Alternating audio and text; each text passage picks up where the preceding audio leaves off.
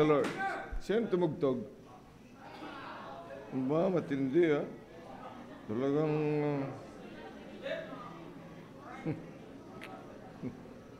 Praise the Lord. Amen. Okay, buklatin natin. Kayo mga nakatayo, maraming salamat sa inyo. At buksan natin ang ating mga Bibles, Hebrews chapter number 9. Hebrews.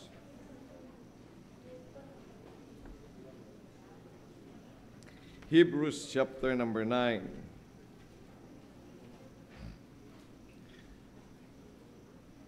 As I have said this morning, ay gusto pong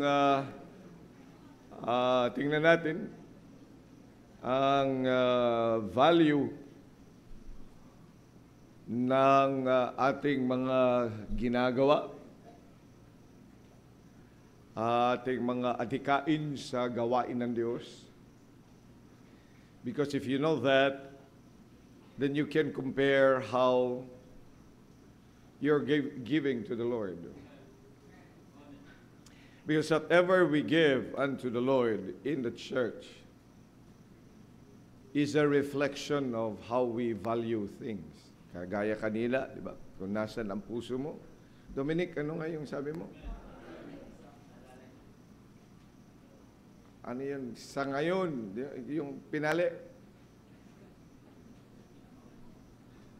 Yung... saan ho ba yung sinabi mo, no? Sabay, mga ilang linya ka ba?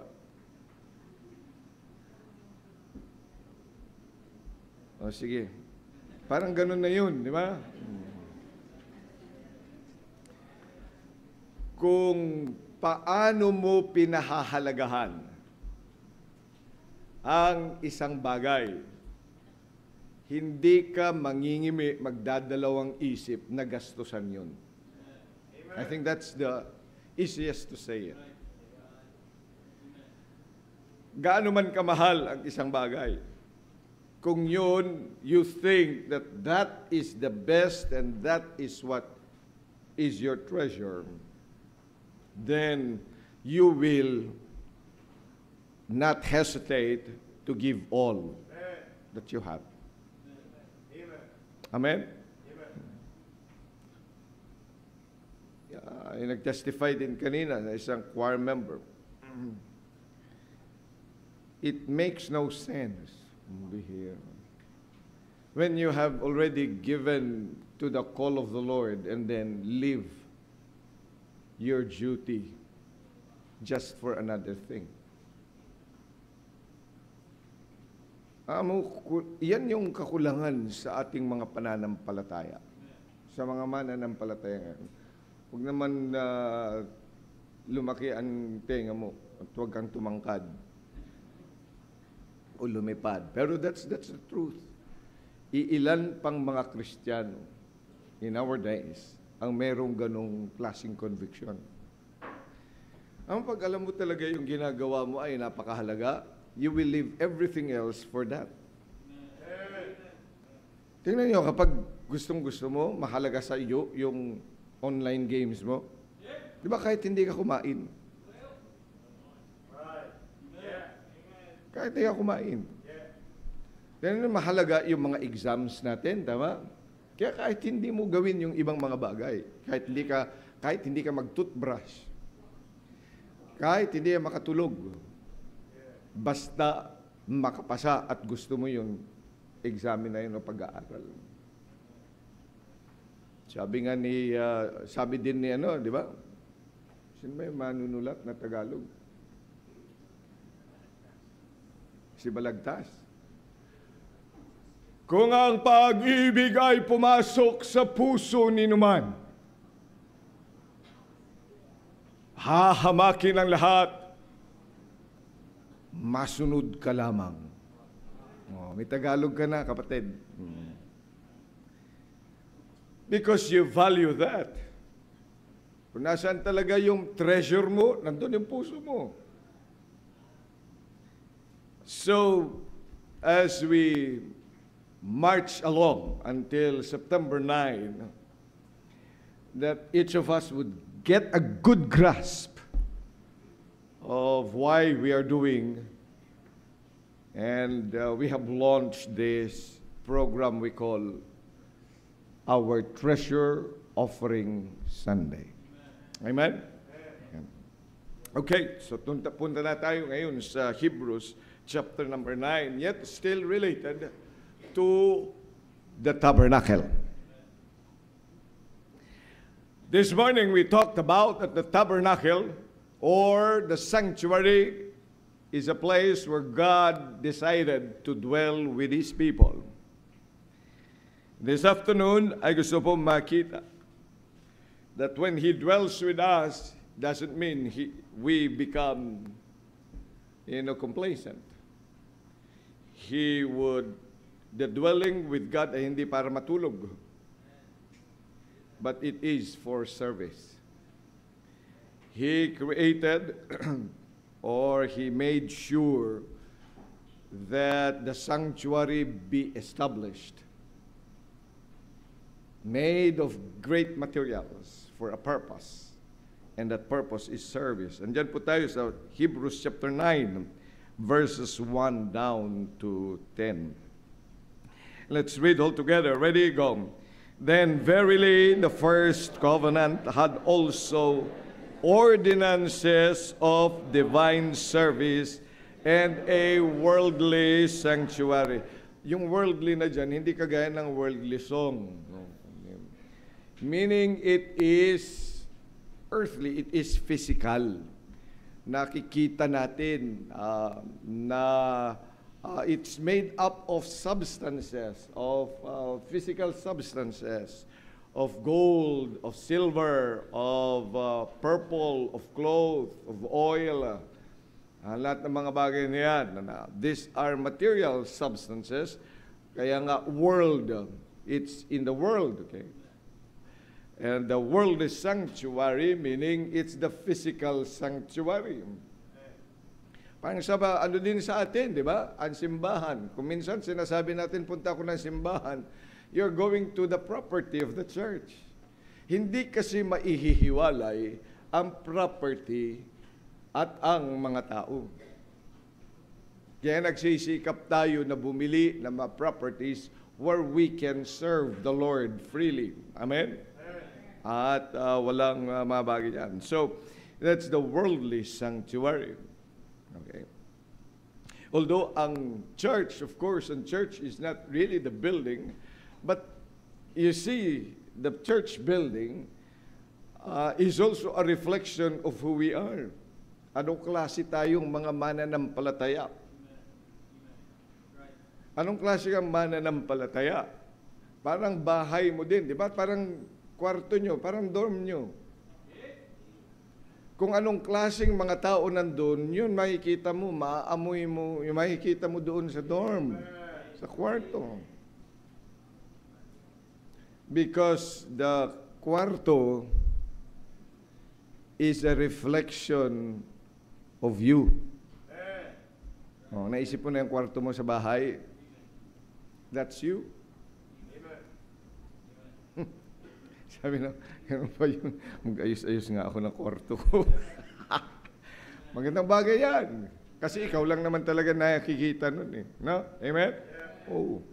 So, essentially this. Okay. Verse number 2. Ready? Go. For there was a tabernacle made, the first, wherein was the candlestick and the table and the shewbread, which is called the sanctuary. And after the second veil, the tabernacle, which is called the holiest of all, which had the golden censer and the ark of the covenant overlaid round about with gold, wherein was the golden pot that had manna, and Aaron's rod that budded, and the tables of the covenant, and over it the cherubims of glory shadowing the mercy seat, of which we cannot now speak particularly. You see, these are the material things. These are the worldly sanctuaries. Kita, parang dito din sa atin, the piano. Physical yan, kailan na pera. Pag may grand piano na, ganun din. Ayan ang mga yan. This is the pulpit. Amen? Hirap yata mag-preach na wala pulpit. Amen? Okay. So, kailangan yan. Pew, ganun din. Kaya maganda na may pew na ganyan. Amen? At maganda't umayos na yung pew natin. Sa susunod, pag nagkaroon pa tayo ng pera, palalagyan natin ng padded. Amen? Oo, lalagyan natin yan. Andyan naman yung ating mga upholstery masters. Magkano din lang naman yun eh. Siguro mga 15,000 pagawa sa isang pew. Tama ba ako? 15,000? Napag-usapan na ba? Hindi pa ba? Okay. Tanungin natin sa maggagawa. Amen. Gusto yung pew na padded. Para pag ganyan ba, wow, sarap naman. Tapos malamig pa, no? Di mas masarap makinig ng salita ng Diyos. Amen? Sa mga may madadalisay at busilak na puso yun. Doon sa mga tamad na puso, sasabihin, sarap matulog. Yun. Then, so, mga physical yan. Ito, pampalakas tinig, ganun din. Amen? Mga aircon na yan. Okay. Now, verse number 6. Let's read. Go. Now, when these things were thus ordained, the priests went always into the first tabernacle, accomplishing the service of God. You see, that sanctuary, that physical thing, my priest who go there daily and serve God. Amen? Verse 7, but into the second went the high priest alone, once every year, not without blood, which he offered for himself and for the errors of the people. The Holy Ghost, this signifying that the way into the holiest of all was not yet made manifest, while once the first tabernacle was yet standing, which was a figure of the time when present, in which were offered both gifts and sacrifices, that could not make him that did the service perfect, as pertaining to the conscience, which stood only in meats and drinks and divers washings, ordinances imposed on them until the time of Reformation, until the time that Christ came and then opened to us all the opportunities that we can get and serve the Lord. Dati-dati, iisa lang. Dati-dati, mga priest lang. And we were not even part of the Levites. But because of the blood that was shed at Calvary, and He saved us, amen, then we can get into the service that the Lord wants us to do.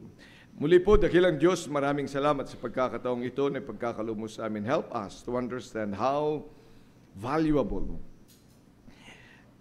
that indeed the service that you have allowed us to participate in the church ay bagay na napakahalaga, Panginoon.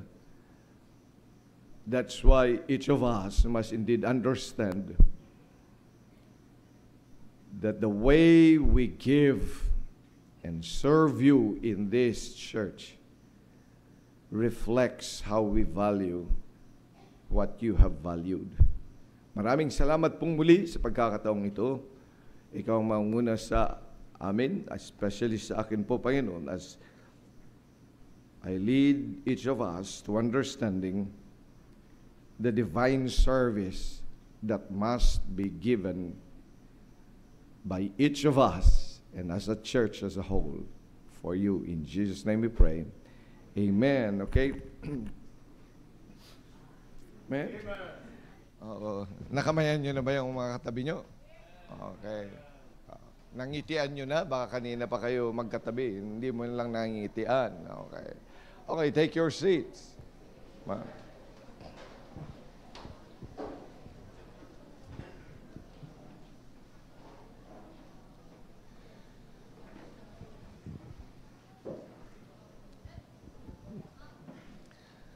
Alam niyo, kapag ikaw ay tinawag ng marahil isang pinakamataas na tao at dinala ka sa kanyang opisina for a service, kailangan you are supposed to be well prepared. Dapat hindi ka lang matalino. Dapat you have all the abilities. Dapat talaga yung number one na laging qualification. Ano yung number one qualification? Well, pleasing, yun, personality, di ba? Kaya makikita mo talaga ang isang tao na pupunta sa isang mataas at magandang opisina, na napakahalagang opisina, na pag yung opisinang yan ay hindi nag-operate, everything else will crumble. Alam niyo, may mga opisina na po pwedeng tanggalin mo and the life of people will still be the same. But there are offices that you take it down, give them incompetent people. Give them incompetent people in that service. Then it's going to destroy the whole. Nakakaintindihan tayo?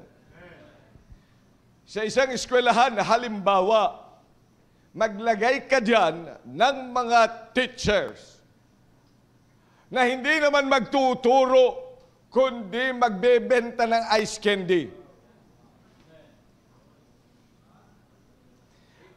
At kami po, at marami sa inyong mga magulang nung wala pang Christian school, ay nakasaksi ng mga ganyan na mga teacher dahil sa sobrang liit ng sweldo. Dahil ayaw magbayad ang gobyerno ng malaki, titiparin ang sweldo ng teacher. Kaya ang teacher gagawa ng yema sa gabi,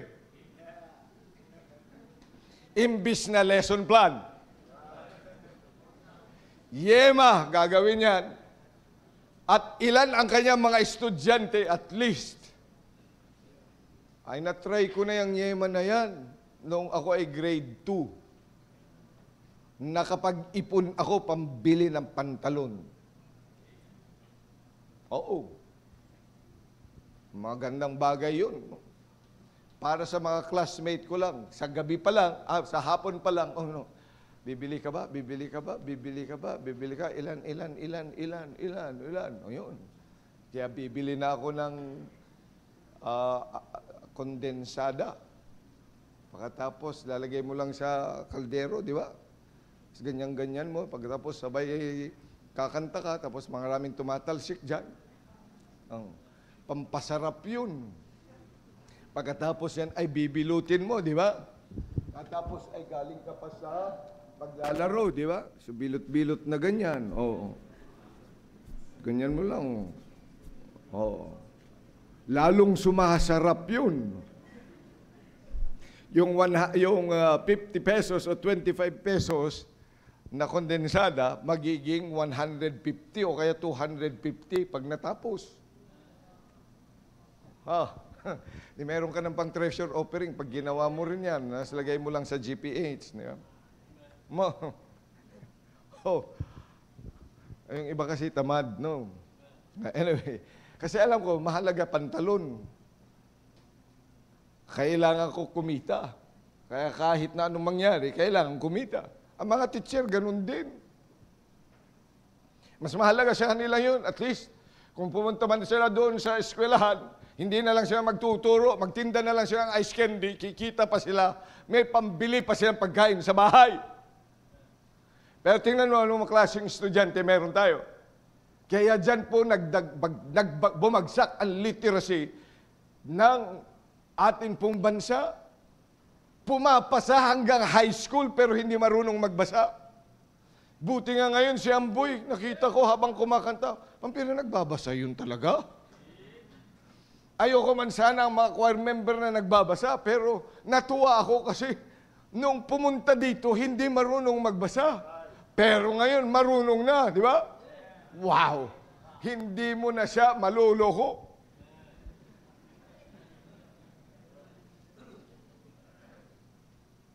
See, kahit na kung hindi ka talaga gagastos, what do you expect of a product? What do you expect of a service na tinipid mo? Kahit nga sa restaurant, hindi ba? Ang hindi ko maintindihan, akala ko ang sa restaurant, meron na yung naka-insert lagi na di ba yung may mga service, service fee? Di ba kasama na yun dapat sa binabayaran? Ba't nag-iiwan pa ng tip? Kasi nga, hindi mo naman talaga mababayaran yung kanilang service. Lalo na pag nagluluto yan, pagkatapos ay nasinghutan pa niya yung pansit. Tapos nung kinain mo ay napakasarap, di ba?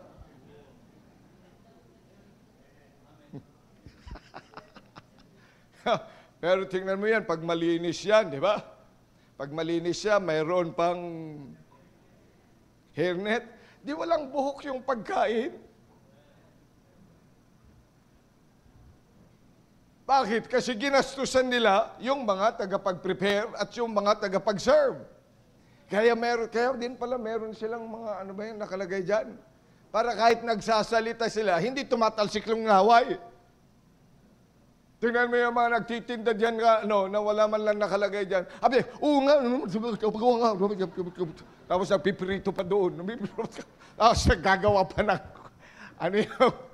yung ginagawa, yung ice ball.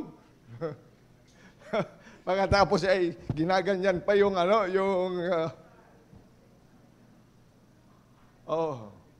Tapos yung nagawa din ng pandesal, nakakita na kayo ng mga panidero. Pambihira, tapos nakahubad pa. Tapos gaganyan pa niyan. Ay talaga naman. Ay paano?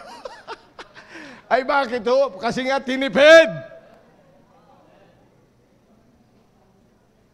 Kung yan ay nilagyan mo ng aircon kahit papano, para doon sa mga nagagawa, di hindi yan pinapawisan. Ay ba't siya pinapawisan? Paano nga? Tinipid mo, pinatay mo yung kuryente, ayaw mo siyang lagyan. Tingnan po ninyo kung anong klaseng service when we do not even give or value the service. Pag nakita natin na napakahalaga yung service, it's valuable, it's life, it is between life and death, hindi dapat bibigyan mo yan talaga ng pagpapahalaga at hindi ka manghihinayang na magbigay. You see, the quality of service depends also on the value that we give. Are you saved?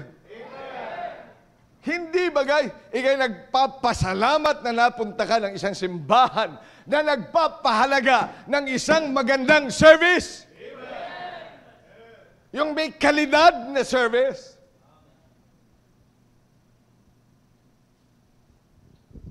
Kaya tingnan mo yung binibigay mo. Pag ikaw ba nagbibigay, yan ba ay Yan ba ay pagpapahalaga sa mga services na iyong natatanggap sa gawain ng Diyos? At yung, hindi pa yung ikaw ang naglilingkod, kundi yung natatanggap mong service. When you sit down in a church and listen to preaching, hindi ka ba nagpapasalamat na maayos ang ating sound system?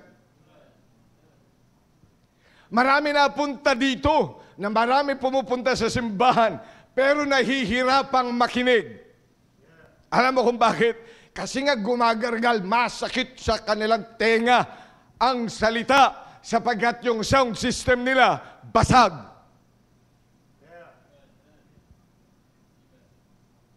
Pero tingnan mo, kaya nga gusto natin kahit papano'y gastusan ang ating audio.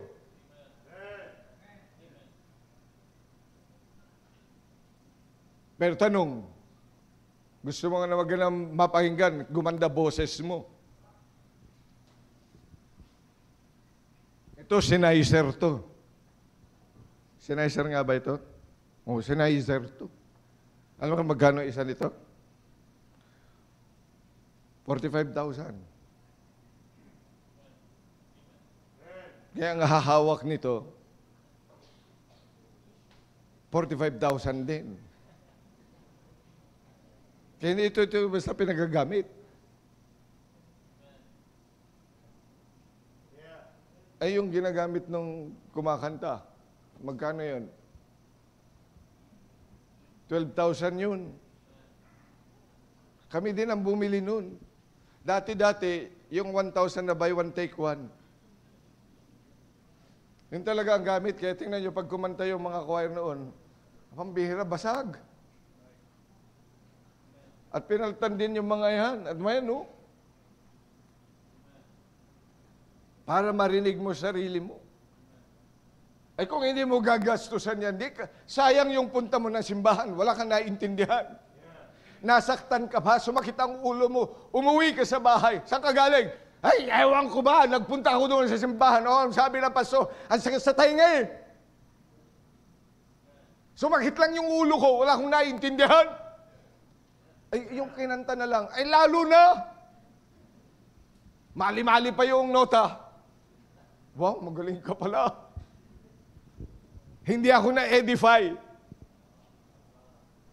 Pero ang ganda na ng boses, ay sumasama yung boses. Pero nakikita nyo, mayroong mga sound system. Pangit yung boses, naganda pag lumalabas sa pampalakas tinig, di ba? Pwede ba yun? Oo, pwede yun. Tanungin nyo mga nagtitimpla dyan, tinitimpla yan para umayos yung boses. Kaya yung pag-audio, akala niyo madali lang yan. Igaganyan-ganyan mo yan. Hindi.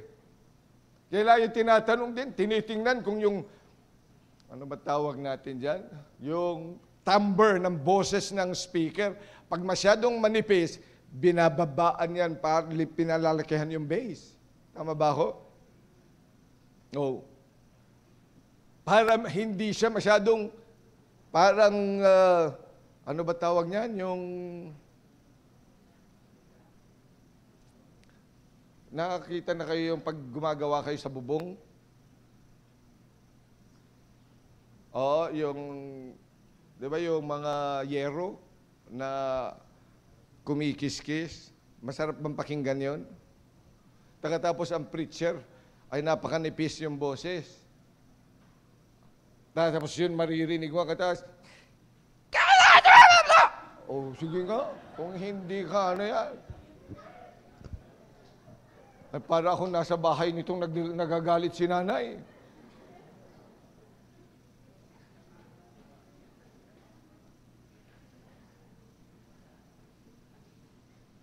Tingnan po ninyo. The service that we get. When you sit down, don't you feel comfort as you sit down in a pew just like that? Natatandaan ko yung pew na pinagawa ko dati noon. Ay di, sabi ko, masyadong mahal yan. Tipirin natin. Pwede ba yung kalahati, yung upuan yan, kalahati yan, yung inuupuan mo. Kaya kalahati lang. Try nyo yung kalahati lang muna yung upo.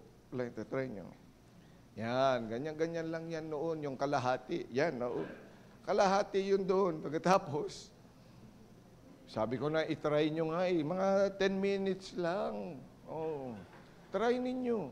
Tingnan ko, lahat kayo. Bakit ba? Oh, lahat para maintindihan nyo. Kasi yun, 3,000 lang pagawa ko. 3,000 lang pagawa ko. Ay dumating mga Amerikano. Ang lalaki. Ang lalaki. Pinaupo sa harapan. Abay, sabi, ganun siya. Hindi nila kaya. Ay nakita nila yung pang-senyor. Pumunta doon. Sabi, wow. Doon na lang daw sila. Sabi, that's for senior. No, I can't sit there. Masakit talaga daw. Oh. Pero ngayon, tingnan mo, yung iba nakakatulog pa dyan. Comfort. Pero alam mo magkano yan? Actually, dapat yan ay 20,000.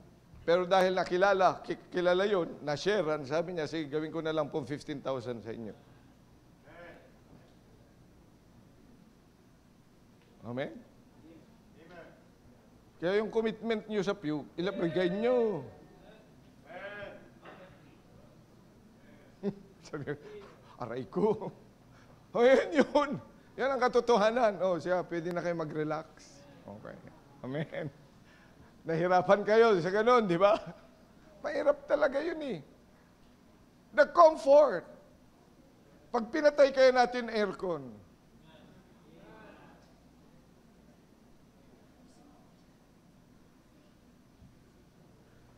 pero tayo nagpapasalamat sa Panginoon na masaya na nandito at tayo may comfort. You know why? Because we value the preaching of the Word and we value the study and the understanding of the Word in the church.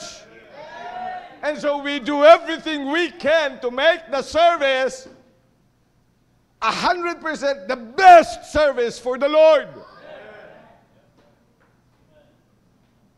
Kaya binibigay natin yun. Kaya hindi tayo nangingimi na gumastos para diyan. Ang laki talaga ng ating kuryente. Mas lalo na ngayon, tingnan yung ginawa, oh. Dinamihan pa. Pinaliliit ko nga yan kasi pag at least kung kukonti ang tumatakbong kuryente. Pero nung makita ko, nandun ako pambira. Yung ibang mga choir member, di ko na makita mukha. Pag nandyan, di ba? Pero nung pinadagdagan ng ilaw, may mukha pala sila. Yung mga mapuputi, okay lang eh. Pero ang dami sa kanilang mga Nazareno. Kaya kita mo na yung mga mukha. Amen? Pero mas mahal din ang kuryente. Pero manghihinayang ba tayo kung yan ay, you know, the comfort that we get in receiving the service? Biro mo kapag yan ay, ang pangit nung lighting natin dito. Biro mo yan, hindi ba apektado din yung understanding mo? Apektado yung isip, yung tenga mo? Kasi hindi ka makapag-concentrate. Nakikita mo lang, ano ba ng mukha noon? But we do this great service for the Lord.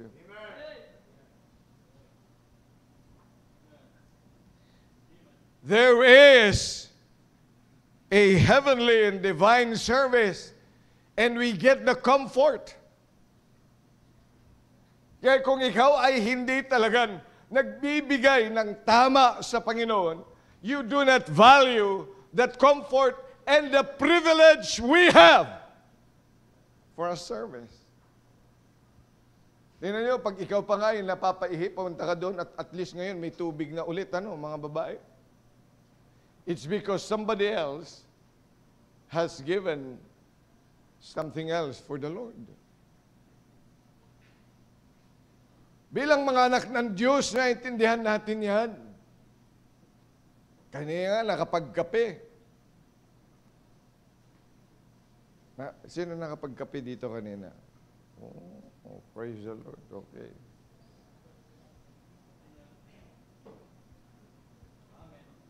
Saan kayo kumuha ng kape? Doon sa boiler.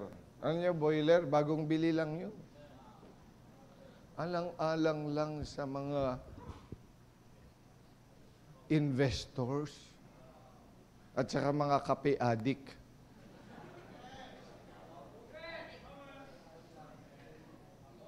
Yung isa kasi ay sinira ng men's fellowship. Yung ang mga prayer warrior daw, kayo daw ang sumira nun. Kasi iniwan ninyong nakasaksak pagkatapos walang tubig. Kaya yun, nasira tuloy. Ay, maraming nagre-request ng kape. Ay sabi ko, paano yan? Gagastos na naman tayo. Pero alang-alang sa investment. Para masaya, kanina nga, tinanong ko, sabi ko, ang sasaya ng mga tao ngayon na. Ay kasi mukhang overflowing yung kape. Oh. Talagang yung kape na yan, nagpapasaya ng buhay. Pero may gastos. Hindi lang yung boiler, kuryente, pati yung mga baso pinaglagyan. Yung iba nga, hindi naman kayo nagdala ng sarili yung baso at saka ng kutsara, di ba? But we are doing this for the service of the Lord. Kaya saan ka pa? Kaya pag nakikita ko yung ganyan, sabi ko, ako nagpapasalamat sa Panginoon that I can give. Kaya hindi na masakit para sa akin yung magbigay. And when I give, I should give the best. It must be a treasure. Because I am giving to this treasure that I know. Just the comfort that we get in the church of the Lord. So hindi ko panghihinayangan na gumastos. Amen. Makita mo lang ang mga tao na makinig ng salita ng Diyos, makaunawa. Makita mo lang sila na pag nakapakinig ng salita ng Diyos, they will come to the altar and talk with the Lord. They will be encouraged to read the Bible. They will be encouraged to live a holy life because they have heard it from a church where the service was great. And that should be the spirit of our treasure offering.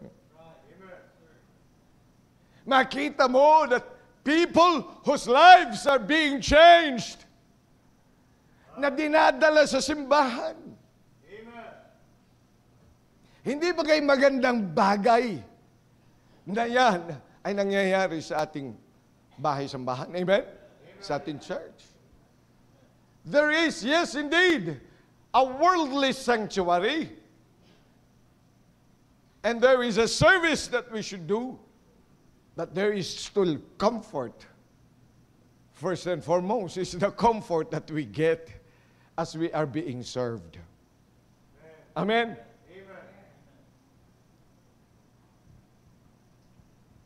See? May makikita din natin. Kaya nga po yung mga materyales puwertes na yan, o the service that we do, ay napakahalaga din. Kaya kung ikaw ay tagapaglingkod, are you a servant of the Lord? Amen. Kung ikaw ay anak ng Diyos, ang sabi ng Panginoon, God calls you, or God called to serve. Each of us to serve. Amen? So ngayon yung sanctuaryo na yan, everybody else has a part. Na po pwede kang maglingkod and you should give the best when you serve the Lord. Kaya po dito sa ating simbahan, hindi lang yung mga magaling kumanta sa choir, hindi lang magaling gumawa diyan sa o magtugtog. Marami pang mga pwede nating gawin sa gawain ng Diyos that we can serve. And when we do that, remember that the sanctuary, what we do in the church, service natin, at anuman yung mga materyales o mga furnishings o furnitures na nandiyan, these are always a reflection of the treasure that we have, and that is Christ. Tingnan po ninyo, yung diyan na tinutukoy na tabernacle. Okay, balikan natin yung tabernacle na yan. So we can appreciate more. Tingnan nyo sa Exodus chapter 27. Exodus chapter number 27. Ito ang salita ng Diyos. Verse number 16. And for the gate of the court shall be an hanging of 20 cubits of blue, and purple, and scarlet, and fine twined linen, wrought with needlework, and their pillars shall be 4, and their sockets 4. What is that? It's a gate. So yung pattern na binigay ng Diyos, itong tabernakulo na yan, may iisang gate. There is only one entrance. At ano ang meron dyan sa entrance na yan? Curtain of blue, purple, scarlet, and fine linen. Imagine nyo yun, ha? Yun yun. Now, bakit kinakailangan specific yun? Ba't inisa-isa ng Panginoon? Bakit isang gate lang? Ang sabi, because it has a symbol. Because it talks something else. May tinuturo sa mga tagapaglingkod. Ano ang tinuturo? The gate that is only one entrance. That Christ is the only way, or He is the only door. Di mga paglingkod unless Christ is your Savior. Hindi ka po pwedeng maglingkod kung hindi ka dumaan kay Kristo. Kaya nga sabi ng Panginoon sa John chapter 10, I am the door. He is the door. He is the entrance. Kaya tingnan nyo yung pattern na yan was not just a pattern, but it teaches us truth. Kaya kapag ikaw ay pumasok na saan sa ministry, and I hope that you understand that it was through Christ, that's why you came. Not through your talent, kasi magaling akong kumanta, kasi ako'y magaling magturo, ay dapat maintindihan mo why you have given your life for that ministry. It's because I would like to serve my Christ who died for me.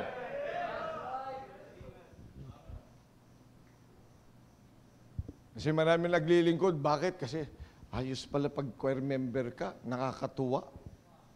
Ang gaganda nila. At saka ang pupogi nila. Mapadagdag nga sa mga pogi. Maka-join nga. Di ba, Limuel? Oh, tingnan mo. May kabugihan ka na ngayon. Ala, si Robin. Oh, nakakadagdag pogi points yun. Bakit ka ba naglingkod sa Panginoon? Have you gone through Christ?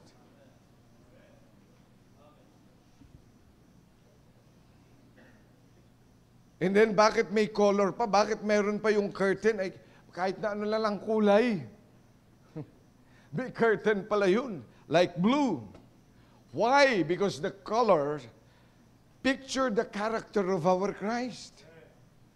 The blue color talks about that this Christ is of heavenly origin.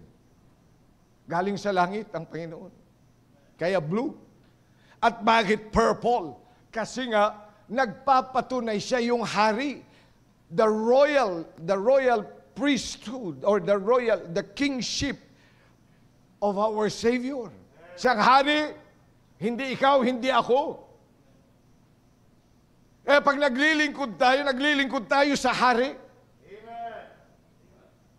Yung scarlet, what is that scarlet all about? The scarlet, it is what? About His sacrificial blood. Na kaya tayo may pagkakataon makapaglingkod sa Kanya, it's because of the sacrificial blood of Christ, not yours. Kaya marami kasi nagsasabi, ang pagod na ako sa ministry, ang dami ko nang isinakripisyo. Pambihira. Yung sakripisyo mo nakita mo, pero hindi mo nakita ang sakripisyo ng Diyos.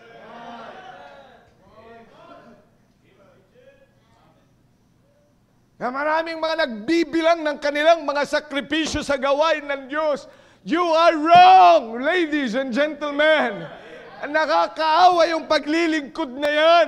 Ay dapat mong tingnan, it was the sacrificial blood of Christ. Kaya ka lang nakapasok dyan dahil nga may nagdanak ng dugo. Hindi ka pa naman dumadanak ang iyong dugo. At kahit dumanak ang iyong dugo, masugatan ka sa gawain ng Diyos. Maputol yung daliri mo doon sa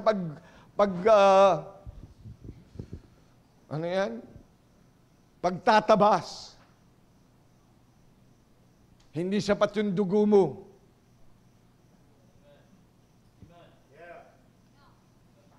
It was only that blood, the precious blood of Christ. Yun lang ang nagbigay sa atin ng karapatan para makapaglingkod sa Kanya. And so, you see the white linen? Yung fine linen?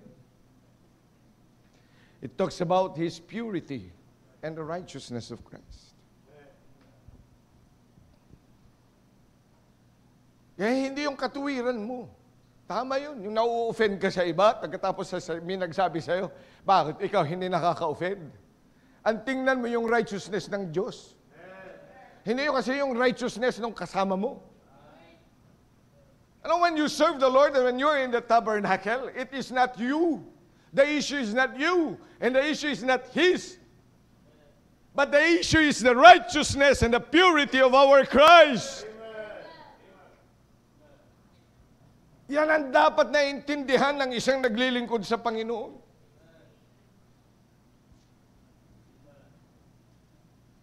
Now, let's go to verse number 1. In Exodus chapter 27. And thou shalt make an altar of shittim wood, 5 cubits long and 5 cubits broad. The altar shall be 4 square, and the height thereof shall be 3 cubits, and thou shalt make the horns of it upon the 4 corners thereof. His horns shall be of the same, and thou shalt overlay it with brass. Kaya tawag natin dyan the brazen altar. What is that for? It is made up of acacia wood overlaid with bronze. Para saan yan? For burnt offerings. Ginagamit yun for burnt offering. So what does it stand for? This is Christ as the sacrifice for sin. So yung mga ginagamit doon sa altar o doon sa tabernacle is a symbol of Christ's sacrifice. The bronze symbolizes judgment. The wood speaks of His humanity, ang pagkatawang tao ni Kristo. Kaya nga sabi ni John the Baptist, behold, the Lamb of God, which taketh away the sin of the world. So yan ay makikita natin that the bronze is the judgment of God for our sin, and the wood speaks of His humanity. You see, whatever is in the altar, whatever is in the tabernacle, it always represents our Christ.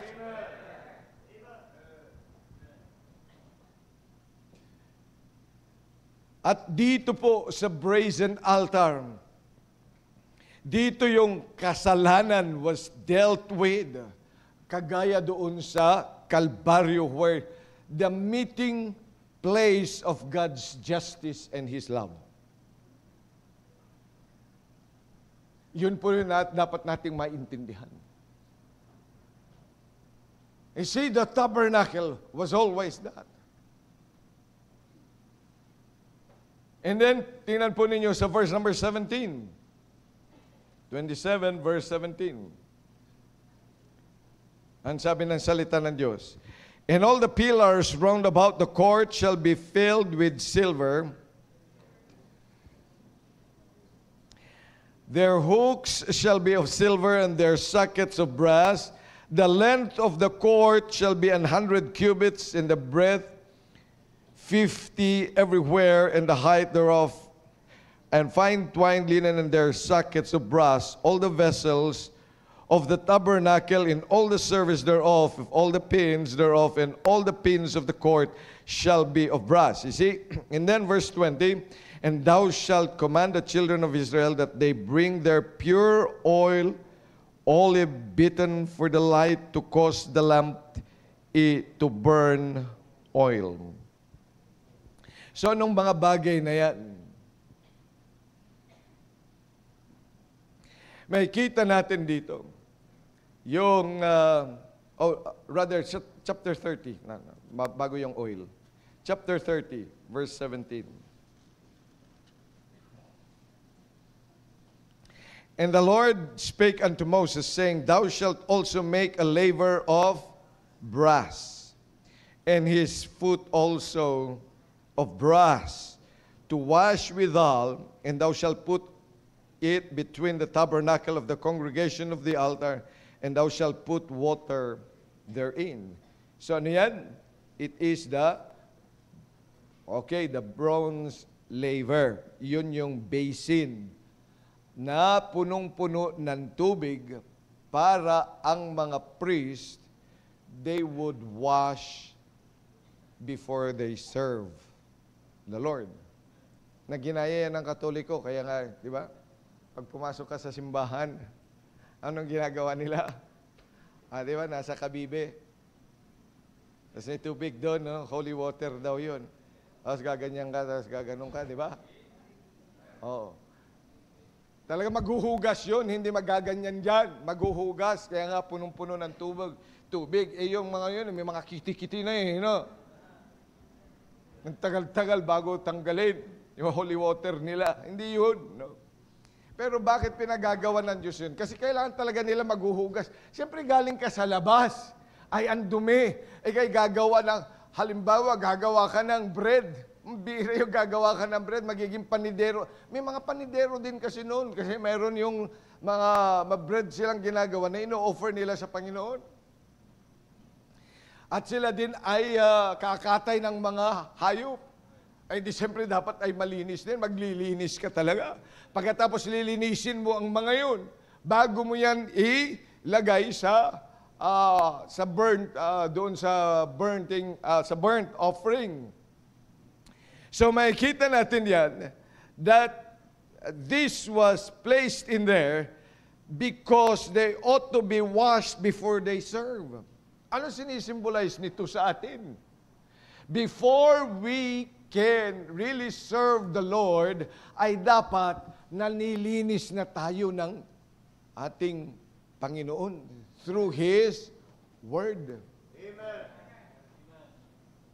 Tingnan mo pag ikaw ay naglilingkod sa Diyos, pagkatapos hindi ka nakikinig ng salita ng Diyos. Huwag mo sabihin naglilingkod ka sa Diyos. Ang dumi ng paglilingkod mo, madumi ka.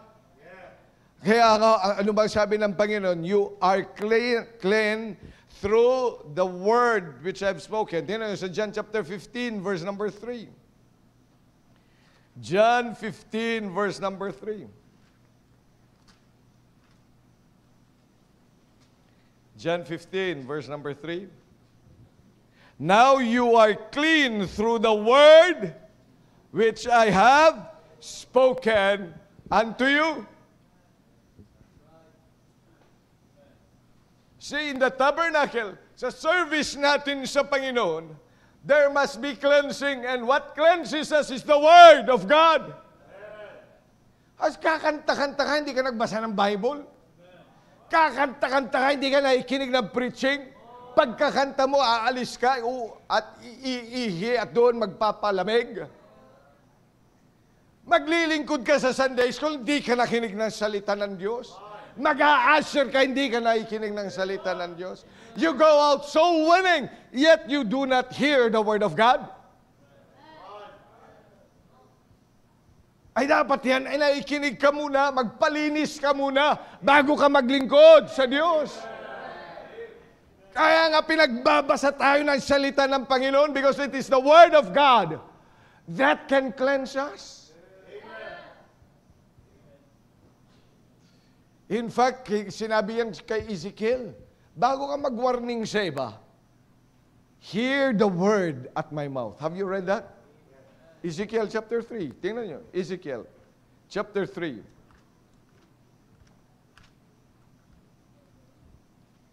Verse number 17.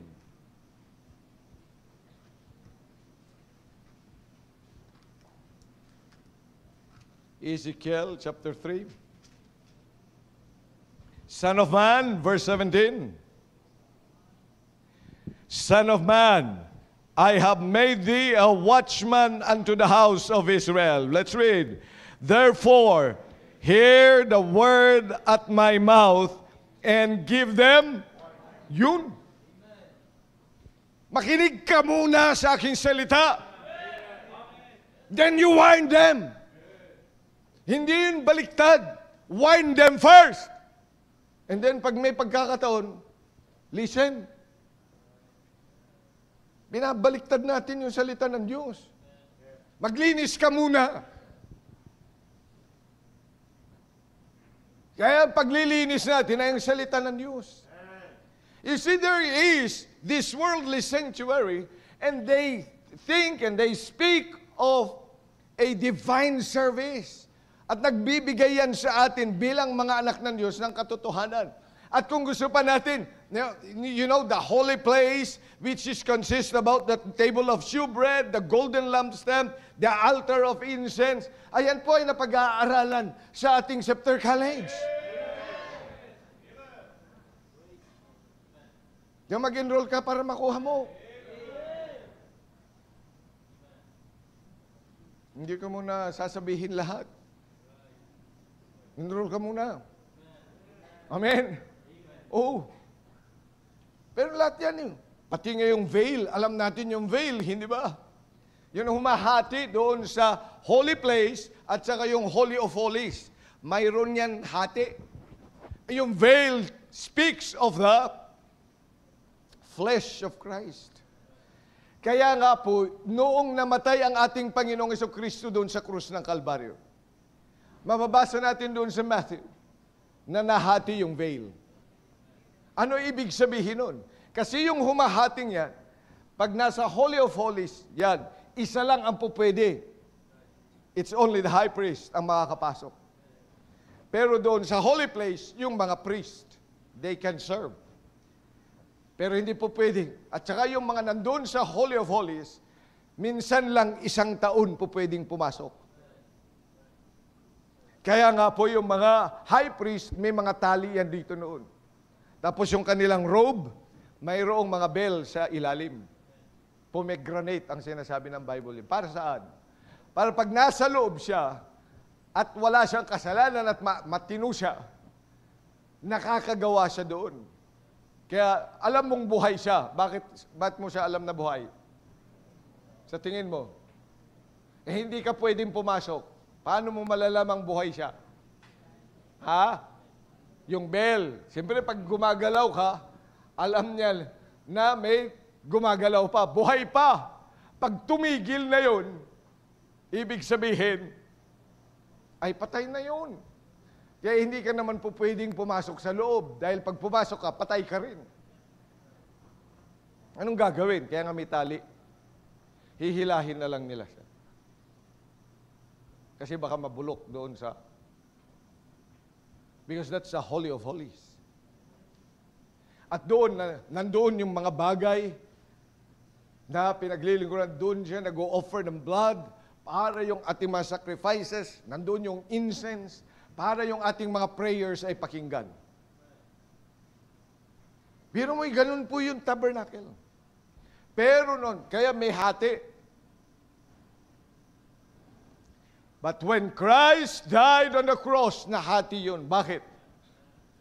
Para sabihin sa atin that the priests can now go directly to our God. Kaya ginastusan yun. Nagpakahirap ang ating Panginoon para diyan.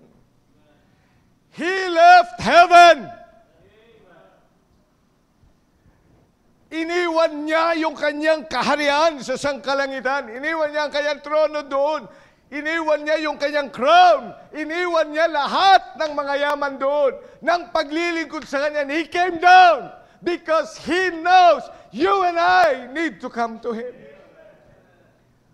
At nais niyang makapaglingkod din tayo sa Kanya. Hindi na lang yung mga Levites. Hindi na lang ang high priest.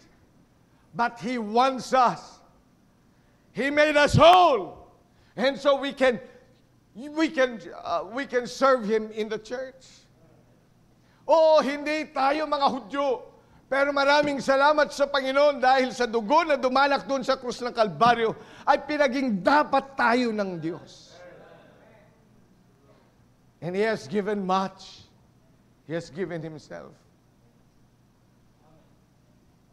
Pagkatapos, pag magbibigay ka para sa gawain at pag maglilingkod ka, parang sayang na sayang ka. Pag naiintindihan mo ang kahalagahan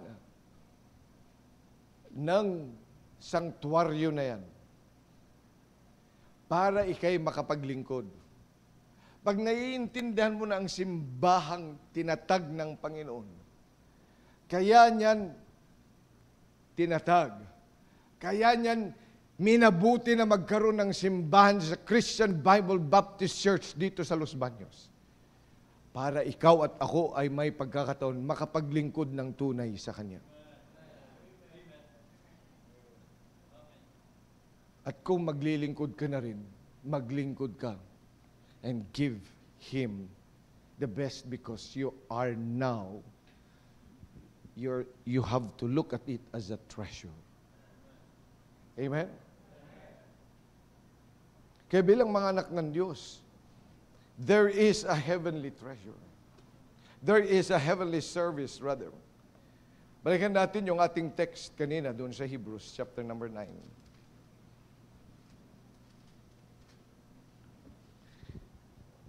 Then verily the first covenant had also ordinances of divine service and a worldly sanctuary. Maraming salamat sa Panginoon so that we can serve the Lord. And when you serve the Lord, dapat makikita mo, it's your privilege. It's our privilege. Amen? Ito dapat yung espiritu na taglay-taglay natin sa ating pagpiprepara para sa ating treasure offering. Amen? Let's all stand up, please. Muli po, mapagpalang Diyos, kami nagpapasalamat sa pinagkaloob mo po sa amin, katotohanan. Ikaw nga po, Panginoong Diyos, ang manguna, na maintindihan namin how valuable the church is. That's why you have organized the church. That's why you have set the church when you were here on earth. Tinatag mo ang simbahan at minabuti mo at binigyan mo ng commission to go into all the world. Nakarating po sa amin. At ang simbahang yan ay bagay na napakahalaga upang kami ay magkaroon ng pagkakataong makapaglingkod sa inyo. Hindi lamang magkaroon ng kaunawaang ng kaligtasan, kundi higit sa lahat, mabago ang aming buhay at magkaroon, Panginoong Diyos, ng pagkakataon na mapaglingkuran ang Diyos ng mga Diyos at ang Hari ng mga Hari. Maraming salamat po sa pribilehiyong ito. Pagpalain mo ang inyong mga salita sa amin. Lord, that we would treasure the church as you have treasured it. At sa bawat pagbibigay namin, bawat treasure offering namin, would reflect how we treasure you in our lives. Pangunahan mo nga po ang bawat isa sa amin sa pangalan ng Panginoong Hesus. Amen. Habang tinutugtog ang awiting panyaya. Ba't hindi tayo lumapit sa Panginoon at dito sa altar may pag-usap, Lord, let me really be this person na maglilingkod and treasure the sanctuary that you have established.